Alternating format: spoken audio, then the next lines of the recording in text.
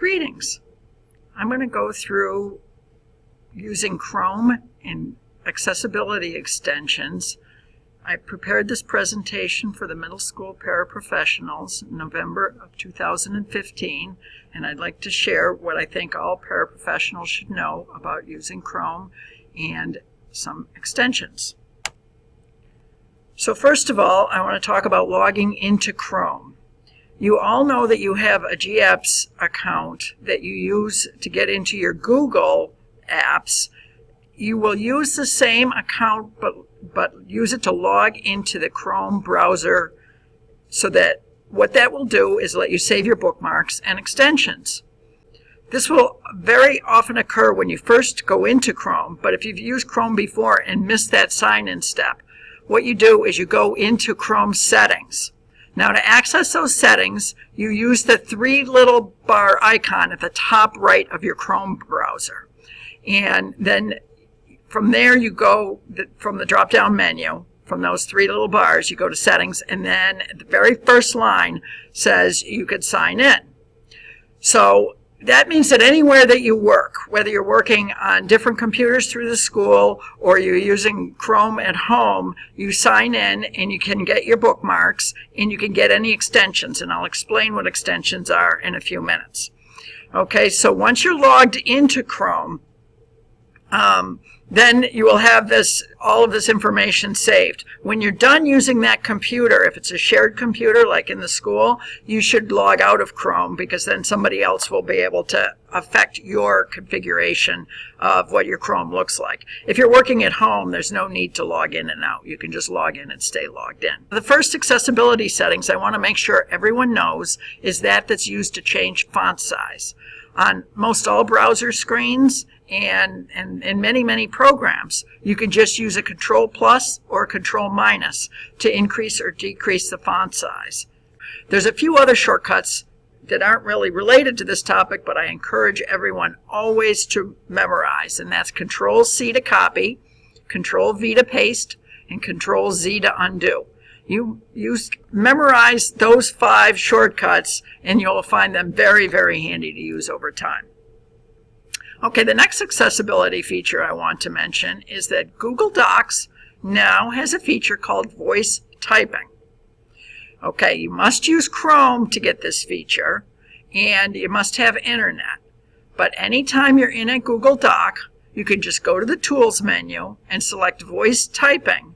And what this does is gives you speech to text. You can just type and it'll appear, the text will appear on the page. Just like Apple has Siri and Windows 10 has Cortana, Google now has voice typing. And this is a really great feature that can help everybody get words on the page. Lots of times you'll have students who have a lot of thoughts in their head, but they are not very good at writing or typing, and they have trouble getting words on the page. This voice typing feature can get text on the page that then they can edit and they can work with, but it gets the bulk of the work done because they can easily speak it and it'll go onto the page. So the 6 punctuation words that are on the page also work. So if you say period, you say comma, you say new paragraph, it'll automatically put that into the text that you're typing. And this one also has a keyboard shortcut that's a Control-Shift-S that you can use to just toggle on, toggle off. Control-Shift-S, it'll start the voice typing. Control-Shift-S, it'll stop the voice typing. So that's when you can try. The first time you might want to try it from the menu, but you could learn that keyboard shortcut. Okay, now I want to go through talking about Chrome extensions. What Chrome extensions are extra programs that you can add to Chrome for additional functionality. They're tied to your Chrome login.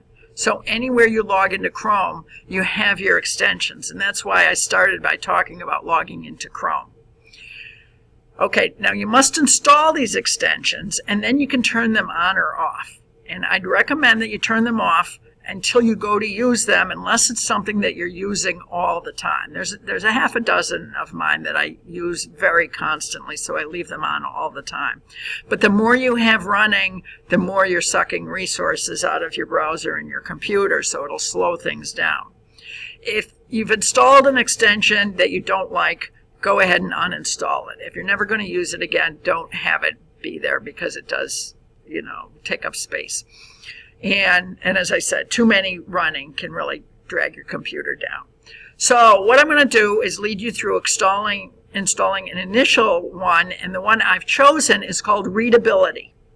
Now what Readability does is cleans up web page. And what it'll do is remove all the extraneous stuff and just give you the text to read.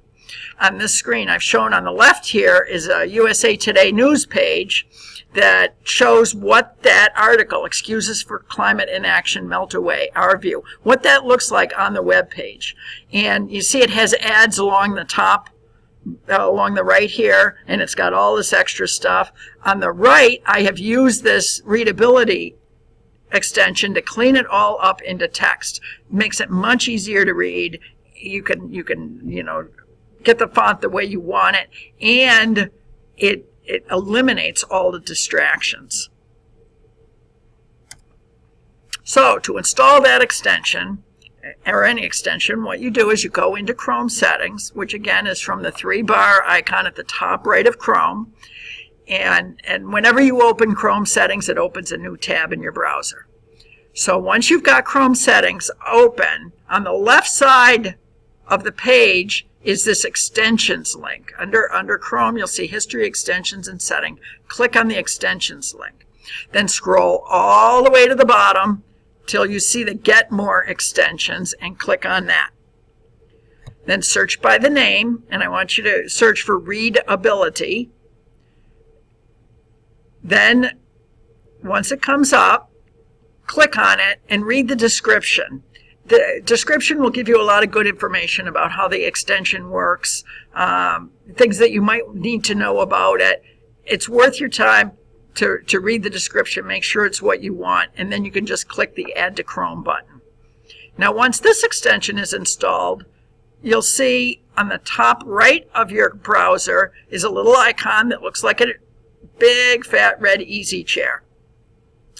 And so then what you can do is go to a site, and USA Today happens to be a good one to test this with. So go to a USA Today page, go right to a news article. Don't stay on the home page. Go to a news article and then click that icon to make that article more readable, and see how the extension works.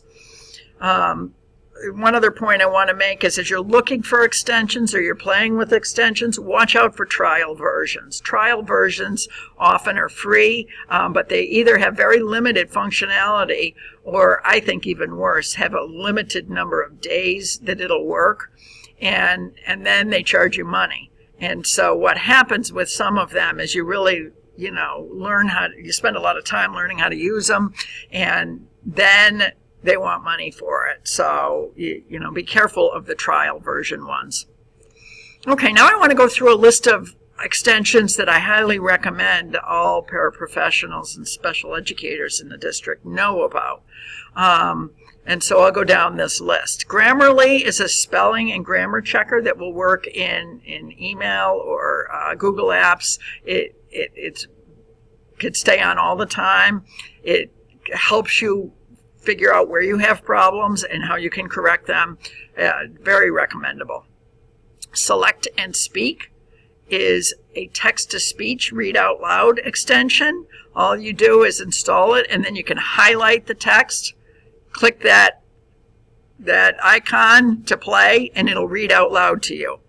The next set is dyslexia fonts. There's 2 of them, Dyslexic Reader or Open Dyslexic. I have another page coming that I'll explain a little more about that. The next one is called High Contrast. It changes web color schemes. So you can have different colors, have high contrast, have dark background, light font, a variety of things that make it easier for some students to read. EasyBib is for formatted citations. Makes it much, much easier to find reputable resources and get the citations into a bibliography because it does all the formatting for you. Snagit is a screen capture, and what that will do is, similar to this tool that I'm using today, capture everything that's going on. So a student might be able to use that if they're working on the computer and they need to record something that then they could review later. Or the other thing I found it does that's really neat is it will record in a little video a big long web page. So if they were trying to review something and they didn't have time to look at the whole thing, they could record that and then go back and look at it later. The last one I want to really highlight is called Extensity. And I really love this extension because it helps you manage all the other extensions. What it does is it provides one icon that's this yin-yang icon. And when you click that, it'll give you a big long drop down of all the extensions that you have already installed on your Chrome and let you easily turn them on and off. This way I can leave them off until I need them, turn them on and use them. And I like that a lot. So I highly recommend that you install Extensity no matter what else you install. The rest of them I think you would install only if you felt the need for them. And I want to mention here that on a web page that our tech department runs, we have a list of recommended extensions, and we keep this up to date as people find better ones and we have more recommendations. So to get to that, you can just go to goo.gl, which is an URL shortener, and then N capital Y for capital LIU, and you can see other ones that we might recommend. This is the explanation of the two different dyslexia fonts. The one called Open Dyslexic, it'll just do everything all the time if it's possible. There's no icon to turn it on or off or to change any settings. It's just a heavier font, but it's a really readable dyslexic font. The other one is called Dyslexic Reader, and it has an icon that you can use to turn on and off and set settings. It's much larger print and spacing. As you can see, this web page appeared very differently than this web page appeared.